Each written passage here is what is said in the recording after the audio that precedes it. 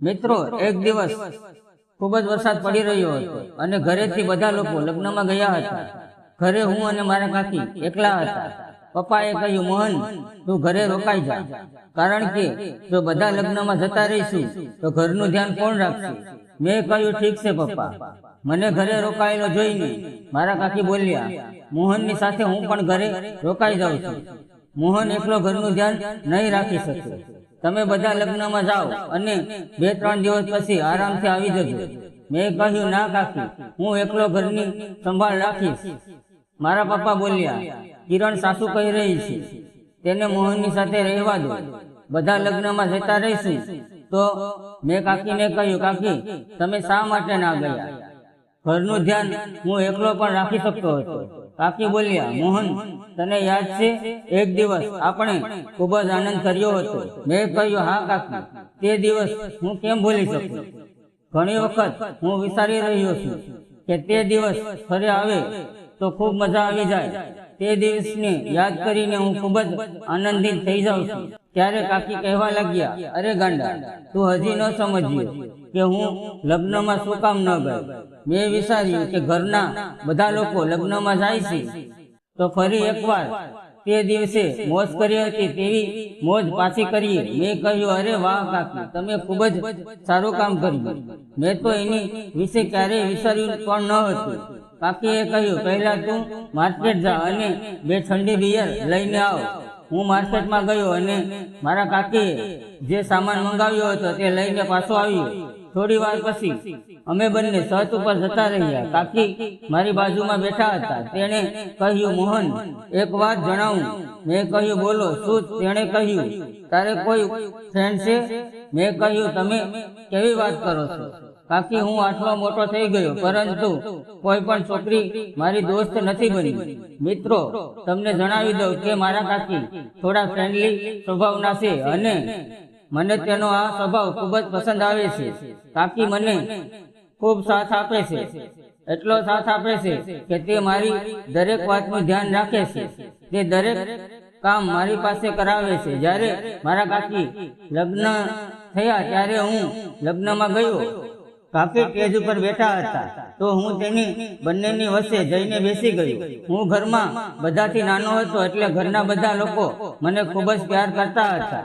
મારા કાકીના લગ્નને 3-4 મહિના થયા હતા. હું મારા કાકી સાથે ખૂબ જ ઓછી વાત કરતો કારણ કે મને શરમ આવતી. એક દિવસ હું નાહીને બાથરૂમમાંથી બહાર આવ્યો તો કાકી મને જોઈ રહ્યા અને પછી બોલ્યા, શું વાત છે? તું એકદમ હીરો જેવો લાગે છે. તું કસરત કરે છે? મેં કહ્યું, નહીં. આટલું કહીને હું મારા રૂમમાં જતો રહ્યો અને તૈયાર થવા લાગ્યો. જ્યારે હું બહાર આવ્યો તો કાકીએ મને ફરીવાર કહ્યું, મોહન, ક્યાં જાય છે? શું તું કોઈને મળવા માટે જાશો? મેં કહ્યું, ના કાકી, આજે એક મિત્રનો જન્મદિવસ છે. હું તેના ઘરે જાઉં છું. હું વિચારવા લાગ્યો કે કાકી મારી સાથે આવી વાતો કેમ કરતા હશે. ધીમે ધીમે હું જાણી ગયો કે કાકીને મજાક કરવાની આદત છે. તે મારી સાથે હસી મજાક કરે છે. બીજે દિવસે કાકાએ મને કહ્યું, તું મને સ્ટેશન સુધી મૂકી જા. હું 2-4 દિવસ માટે બહાર જાઉં છું. મેં કહ્યું, ઠીક છે કાકા. કાકાને હું સ્ટેશન ઉપર મૂકવા ગયો. મારા કાકાને બહારનો બિઝનેસ હતો. તે વધારે ઘરની બહાર જ રહેતા. રાત્રે હું વોશરૂમ કરવા માટે બહાર ગયો. મેં જોયું તો કાકી પોતાના રૂમમાં જાગી રહ્યા હતા. તેનો રૂમ મારા રૂમની પાસે છે. તેના રૂમનો દરવાજો ખુલ્લો હતો. હું અંદર ગયો તો કાકી પોતાનો ફોનમાં બિઝી હતા. મને જોઈને તે બોલ્યા, મોહન, નીંદર નથી આવતી? મેં કહ્યું, નહીં, હું બાથરૂમ જઈ રહ્યો હતો તો મેં જોયું તો તમારા રૂમની લાઇટ ચાલુ છે અને દરવાજો પણ ખુલ્લો છે. એટલા માટે હું અંદર આવી ગયો. કાકીએ કહ્યું, મોહન, આજે મને પણ નીંદર નથી આવી રહી, એટલા માટે ફોન જોઉં છું. મેં કહ્યું, તમે ફોનમાં શું જોવો છો? તો કાકીએ કહ્યું, ખાસ નહીં, પણ શોર્ટ વિડીયો જોઈ રહી હતી. હું ત્યારે બેસી ગયો. કાકી સાથે વાતો કરવા લાગ્યો. ત્યારે કાકીએ મને કહ્યું, મારે તને એક વાત પૂછવી હતી. મેં કહ્યું, પૂછો કાકી. તો કાકીએ કહ્યું કે તે ક્યારેય મજાક કરી છે? મેં કહ્યું, શું વાત કરો છો? મારે કોઈ એવા મિત્ર નથી તો હું કઈ રીતે મજાક કરું? તો કાકી કહેવા લાગ્યા, મોહન, તું ખૂબ જ સારો દેખાય છે અને તારે કોઈ મિત્ર નથી. તો હું કહેવા લાગ્યો, કાકી, તમને જોઈને સાચી વાત કરું તો મને છોકરીઓ સાથે વાત કરવામાં શરમ આવે છે, એટલા માટે કોઈ મારી ફ્રેન્ડ બની નથી. કાકીએ કહ્યું, તું ખોટું બોલી રહ્યો છે. શું તને મારી સાથે વાત કરવામાં શરમ આવે છે? મેં કહ્યું, ના, મને તમારી સાથે વાત કરવામાં શરમ નથી આવતી, પરંતુ જો હું કોઈ છોકરી સાથે વાત કરું તો મને ખૂબ જ શરમ આવે છે. કાકી બોલ્યા, તો તું એક કામ કર. મેં કહ્યું, શું? તેણે કહ્યું, તું મને તારી ગર્લફ્રેન્ડ બનાવી લે. આપણે બંને ખૂબ જ મજા કરશું, અને આમ પણ તારા કાકા વધારે ઘરે રહેતા નથી. હું એકલા થાકી જાઉં છું. આવી રીતે મારો સમય પણ જતો રહેશે અને તને પણ મજા આવશે. તો મેં કહ્યું, કાકી, તમારા તો લગ્ન થઈ ગયા છે. તો તે બોલ્યા, તો શું થયું? શું જેના લગ્ન થઈ જાય છે તેને બોયફ્રેન્ડ નથી હોતા? મેં કહ્યું, ના, એવું તો નથી. પરંતુ કાકી બોલ્યા, પરંતુ કાંઈ નહીં. આજથી હું તારી ગર્લફ્રેન્ડ અને તું મારો બોયફ્રેન્ડ છે. મેં કહ્યું, આ વાત મારા કાકાને ખબર પડશે તો કાકીએ કહ્યું, તેને બતાવશે કોણ? આ વાત તારી અને મારી વચ્ચે રહેશે. મેં વિચાર્યું કે જો કાકીને કોઈ પ્રોબ્લેમ નથી તો હું શા માટે ના પાડું. મેં પણ હા કરી દીધી. મેં કાકીને કહ્યું, હવે આપણે બંને મિત્રો બની ગયા છે તો આપણે બધી જ રીતે મજા કરી શકીએ. તો કાકી કહેવા લાગ્યા, મોહન, તું તો ખૂબ જ હોશિયાર બની ગયો છો. મેં કહ્યું, ના, હું તો ફક્ત પૂછી રહ્યો હતો. કાકીએ નજર દબાવી અને બોલ્યા, શું તું અત્યારે આનંદ કરી શકીશ? તો મેં કહ્યું, કાકી, તમે હજી મને ઓળખતા નથી.